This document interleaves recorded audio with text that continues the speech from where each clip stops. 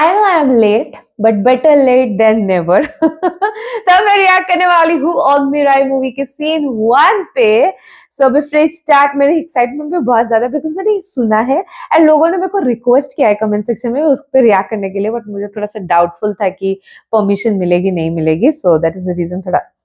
So before I start, hello and I'm Monali Nayak, welcome to my channel Nakhre Wali Mona.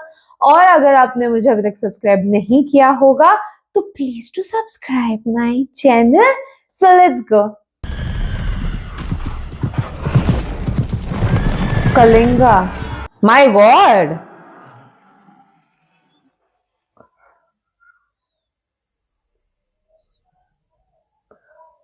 क्या visuals दिखाए। BCE लाखों लोगों को मारकर कलिंगा को जीतने वाले सम्राट अशोक को एक ही सोच ने हरा दिया और वो थी पश्चाताप।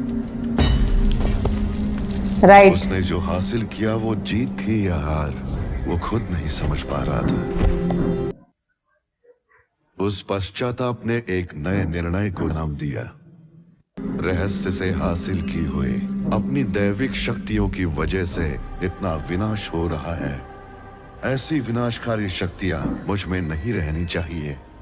ये सोचकर उसने उनको 9 ग्रंथों में विभाजित कर दिया।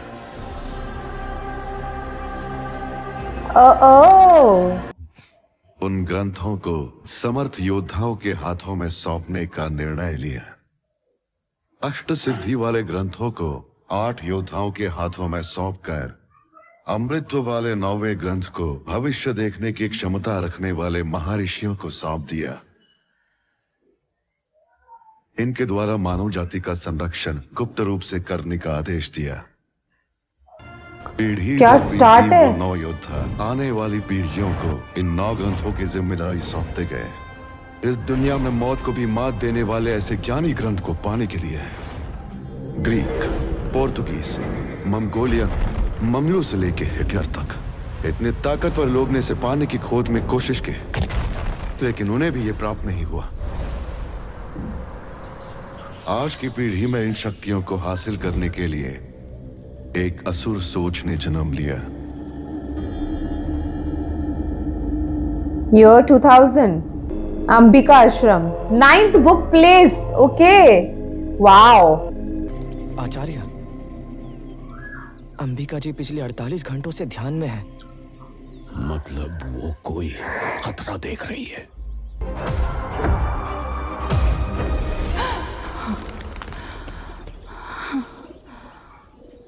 बंशी, Some kind of destruction. एकत्र होने का समय आ गया है।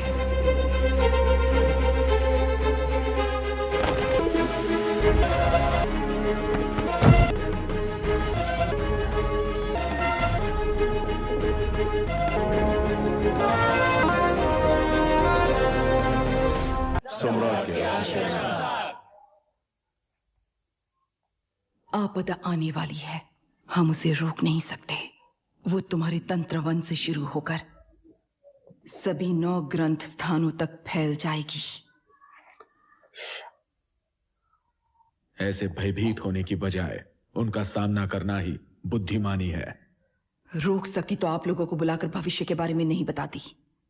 ये मैं आप लोगों को चेतावनी नहीं दे रही, यही होने वाला है।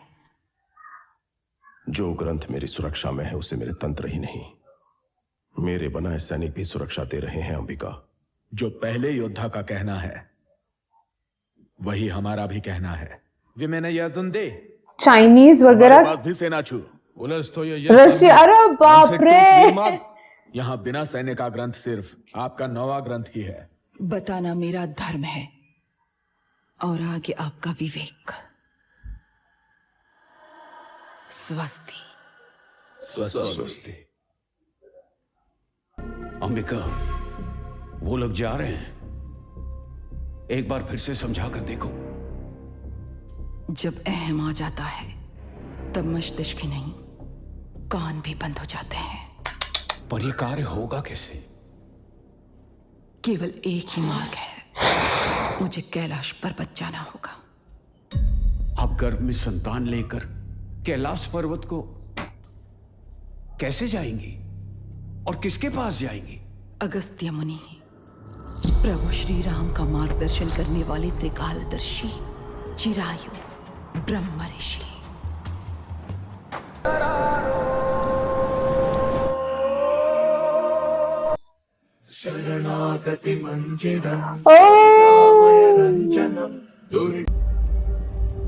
परिष्कार युगों के पीछे छिपा है। प्रभु श्री राम के समय त्रेता युग में अस्तित्व में आया हुआ शस्त्र है,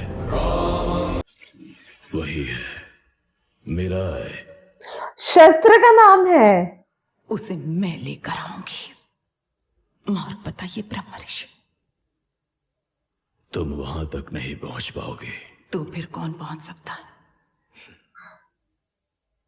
और वो परिष्कार चाहता है एक महात्याग। मैं किसी भी त्याग के लिए तैयार हूं तपस्वी। जिस त्याग की बात कर रहा हूं, अगर वो तुम्हारे गर्भ में पल रहा शिशु हो ओ तो भी तुम गॉड। तैयार होगी, क्योंकि पैदा होने वाले को मां नहीं परिस्थितियां ही पालेंगी। उस शस्त्र तक पहुंचने वाले की कदम कदम पर प्रकृति परीक्षा लेगी, दंडित करेगी, शिक्षित भी करेगी। उसे जीवन में हर ठोकर सहन कर खड़ा होना पड़ेगा, और यही ठोकरें उसे युद्ध का अकेले सामना करने वाला महायोद्धा बनाएंगे। लेकिन यही क्यों? नरक यात्रा की स्थिति में तुम यहां तक पहुंची हो, वो मनुष्य के लिए असंभव है। तुम्हारे जैसी महासंकल्प योद्धा का अंश ही इस प्रलय को रोक सकता है। भाग्य भी इसी तरह के अंश को आशीर्वाद देता है। इन आंसुओं को दर्द समझो, यह सहमति। ओ माय गॉड, सहमति। I knew it. अरे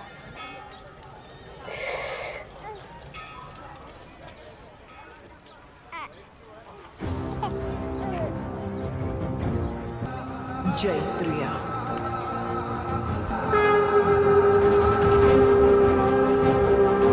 24 years later, अंबिका आश्रम।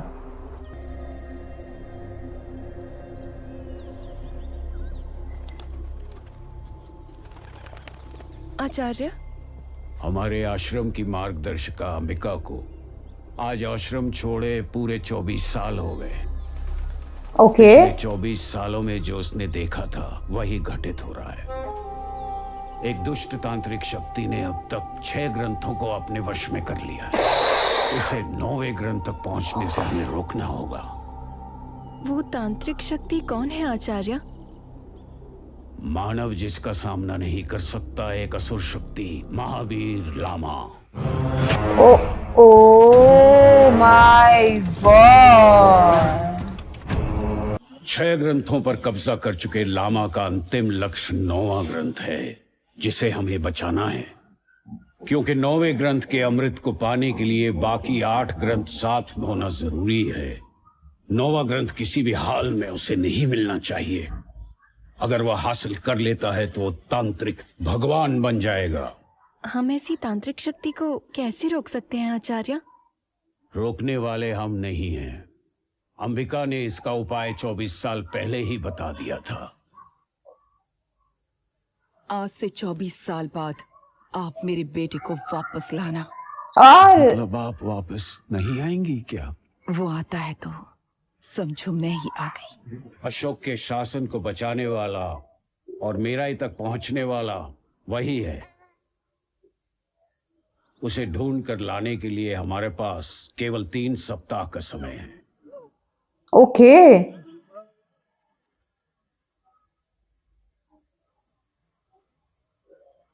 यह रही 24 साल पुरानी अनाथों की लिस्ट। इसमें वेदा का नाम है या नहीं, ये आप बता सकते हैं क्या? मिलेगा, पर बताने के लिए खर्चा पानी देना पड़ेगा।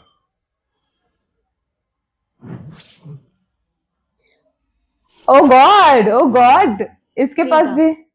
हरीशचंद्र घाट। ये सही था यार।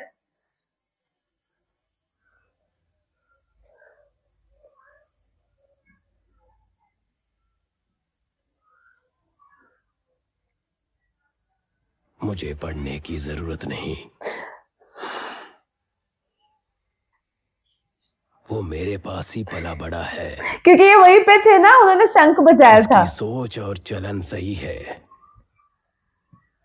उसकी दृष्टि अलग थी। अलग थी।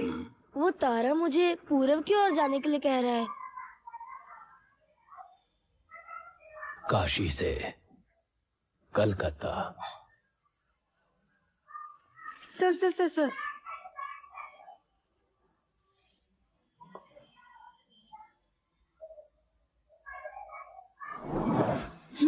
पता मिल गया।